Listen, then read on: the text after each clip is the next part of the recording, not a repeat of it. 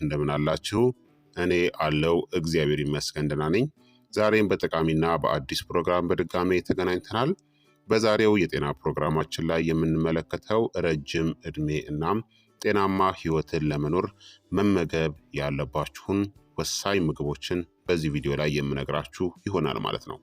ይህ የጤና ትምህርት ታዲያ ለበርካታ ሰዎች በጣም ጠቃሚና አስፈላጊ ስለሆነ ሁላችሁም በቅንነት ላይክና ሼር በማድረግ ሌሎችንም አስተምሩ አሳውቁላለሁኝ። ከዚህ ቪዲዮ ጋር በተያያዘ ጥያቄ ካላችሁም ሀሳብ አስተያየት ካላችሁም በኮመንት ላይ ማስፈር ትችላላችሁ።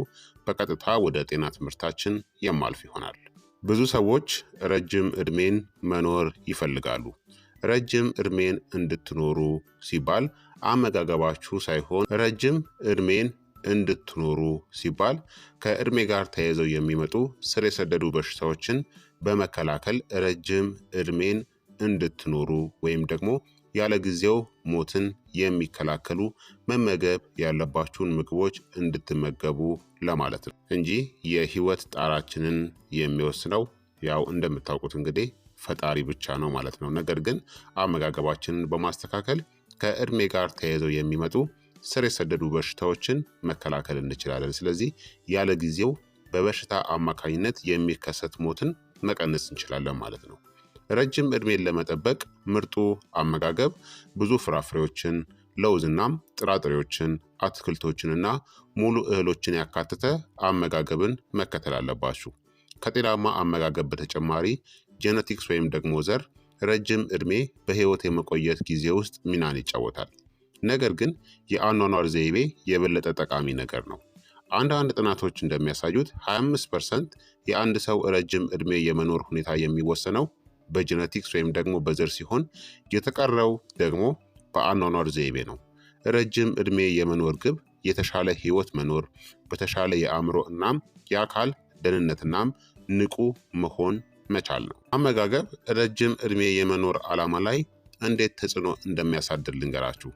በፍራፍሬ በለውዝናም ጥራጥሬዎች፣ አትክልቶችና በሙሉ እህሎች የበለጸገ አመጋገብ ቀደም ብሎ የመሞት ዕድልን ከመቀነስ ጋር የተያያዘ መሆኑን ጥናቶችም አረጋግጠዋል። እንደ ኤሮፓያን አቆጣጠር በ2023 በታተመ ጥናት ተመራማሪዎች ከ120 ሺህ በላይ ሰዎች ከ30 ዓመታት በላይ የአመጋገብ ስርዓትን ተከትሏል። ተመራማሪዎቹ እነዚህን ምግቦች አብዝተው የሚበሉ ሰዎች በካንሰር ወይም ደግሞ በልብ በኒውሮ ዲጀነሬቲቭ እናም በመተንፈሻ አካላት በሽታዎች የመሞት ዕድላቸው አነስተኛ መሆኑንም ደርሰውበታል። እነዚህ ምግቦች አጠቃላይ ጤናን የሚደግፉ የተፈጥሮ አንቲ ኦክሲዳንትስ፣ ፋይበር፣ ማዕድናትናም የቫይታሚኖች ምንጭም ናቸው። እነዚህን ንጥረ ነገሮች የሚያቀርብ ጤናማ አመጋገብ ክብደትን በመቆጣጠር ቶሎ ከመሞት ጋር የተያያዙ በሽታዎች ተጋላጭነትንም ይቀንሳል። ታዲያ ረጅም ዕድሜን ለመኖርናም ጤናማ ህይወት ለመኖር መመገብ ያለባችሁን ምግቦች እስቲ ልንገራችሁ። አንደኛ አትክልቶችና ፍራፍሬዎችን አብዝታችሁ መመገብ ነው። ብዙ አትክልትና ፍራፍሬዎችን መብላት ማድረግ ካለባችሁ በጣም አስፈላጊ ጠቃሚ ልማዶች ውስጥ አንዱ ነው። አብዛኛዎቹ ኢትዮጵያውያን በቂ አትክልትና ፍራፍሬን አይመገቡም። በጥቂት የሚገመቱ ሰዎች ብቻ ተገቢውን አትክልትና ፍራፍሬዎችን ይመገባሉ። አትክልትና ፍራፍሬዎችን መመገብ በህይወታችሁ ላይ ዓመታትን ሊጨምር ይችላል። አትክልትና ፍራፍሬን በብዛት መመገብ የልብ በሽታንናም ካንሰርን ጨምሮ ከሁሉም መንስኤዎች የመሞት ዕድልን እንደሚቀንስ ጥናቶችም አረጋግጠዋል። አትክልትና ፍራፍሬ በቪታሚኖች፣ በማዕድናት፣ በፋይበር እናም በአንቲ ኦክሲዳንትስ የታሸጉ ሲሆን እንደ የልብ ህመም፣ ስትሮክ እናም ካንሰር ያሉ ስር የሰደዱ በሽታዎችን አደጋ ለመቀነስም ይረዳሉ። በተጨማሪም የደም ግፊትን ለመቀነስ፣ የምግብ መፈጨትን ለማሻሻል፣ በሽታ የመከላከል ስርዓትን ለመጨመርና አጠቃላይ ጤናንናም ደህንነትንም ይደግፋሉ። በአትክልትና ፍራፍሬ የበለጸገ አመጋገብን መጠቀም ረጅም ዕድሜን ለመጨመርና ጤናማ እናም ንቁ የአኗኗር ዘይቤን ለማራመድም ይረዳል። ሁለተኛ ለውዝ እናም የለውዝ ቅቤን መጠቀም ነው። ለውዝ ጤናማ ስብ ነው። የእጽዋት ፕሮቲን፣ ፋይበር፣ አንቲኦክሲዳንትስ እናም ቪታሚኖችን የሚያቀርቡ ጤናማ የአመጋገብ ምንጮች ናቸው። ለውዝ እንደ ፖታሲየም እናም ማግኔዚየም ያሉ ጠቃሚ ማዕድናቶችን ይይዛል። ሜታቦሊክ ሲንድረም የአንድን ሰው ለልብ ህመም፣ ለስኳር ህመም እናም ለስትሮክ የመጋለጥ ዕድልን የሚጨምር የሁኔታዎች ስብስብ ነው። እንደ አውሮፓውያን አቆጣጠር በ2020 የታተመ ጥናት 5800 ወንዶችና ሴቶችን ያካተተ ሜታቦሊክ ሲንድረም ለአንድ ዓመትን ተከታትሏል። ተመራማሪዎቹ የለውዝ ፍጆታን ሲጨምሩ ለሜታቦሊክ ሲንድረም የተወሰኑ ጠቋሚዎች ቀንሰዋል። እነዚህ ጠቋሚዎች የትራይግሊሰራይድ ደረጃዎች፣ የሲስቶሊክ የደም ግፊት፣ የሰውነት ክብደትናም የሰውነት ክብደት መረጃ ጠቋሚ ወይም ደግሞ ቢኤምአይ፣ ኤችዲኤል ወይም ደግሞ ጥሩ ኮሌስትሮል በሴቶች ላይ ጨምሯል፣ ነገር ግን በወንዶች ግን አልጨመረም።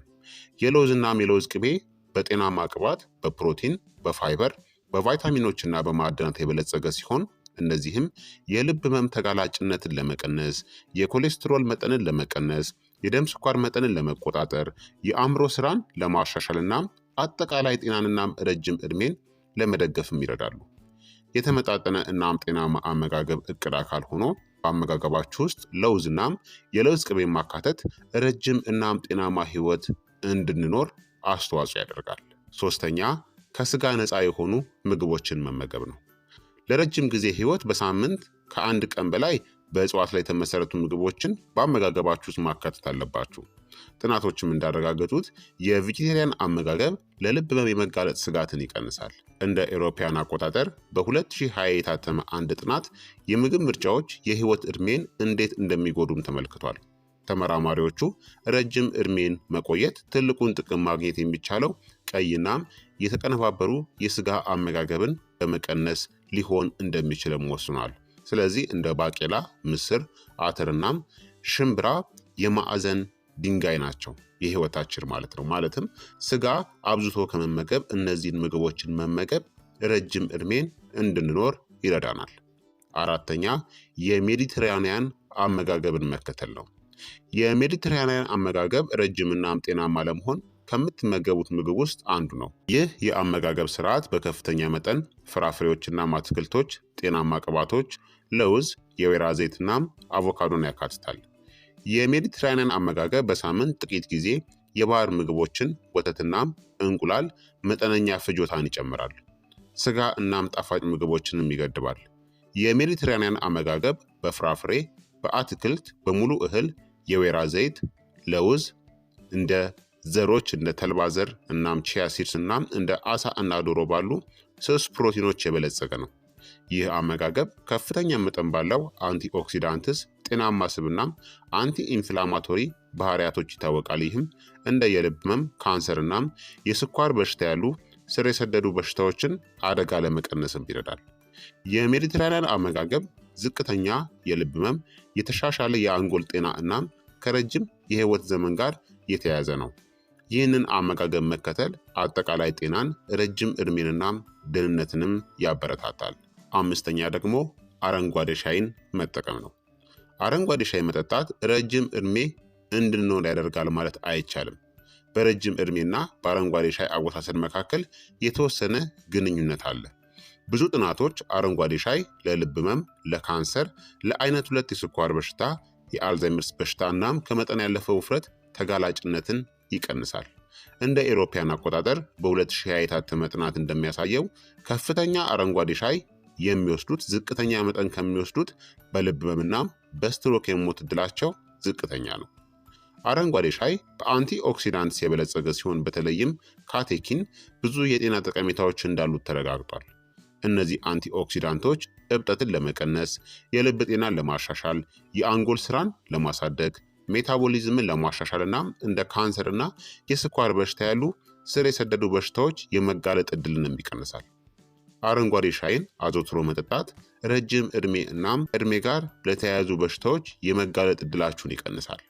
በአጠቃላይ አረንጓዴ ሻይ አጠቃቀም ረጅም ዕድሜንናም የተሻለ የህይወት ጥራትን ለመጨመር አስተዋጽኦ ያደርጋል። ስለዚህ ረጅም ዕድሜንናም ጤናማ ህይወትን ለመኖር እነዚህን ምግብና መጠጦችን በአመጋገባችሁ ውስጥ ማካተት ያስፈልጋል ማለት ነው። ታዲያ ረጅም ዕድሜን ለመኖር እነዚህን ምግቦችን መመገብ ብቻ በቂ አይደለም። ማስወገድ ያለባችሁ ምግቦች አሉ። ረጅም ዕድሜን ለመኖር እናም ጤናማ ለመሆን አሁን የነገርኳችሁ ምግቦች ብቻ መመገብ በቂ አይሆንም። አንዳንድ ጎጂ ምግቦችንም ማስወገድ አስፈላጊ ነው። አንዳንድ የምትወዱትን ጎጂ ምግቦች አንዳንዴ መብላት ምንም ችግር የለውም። ነገር ግን በልክና በመጠኑ ማድረጋችሁን አረጋግጡ።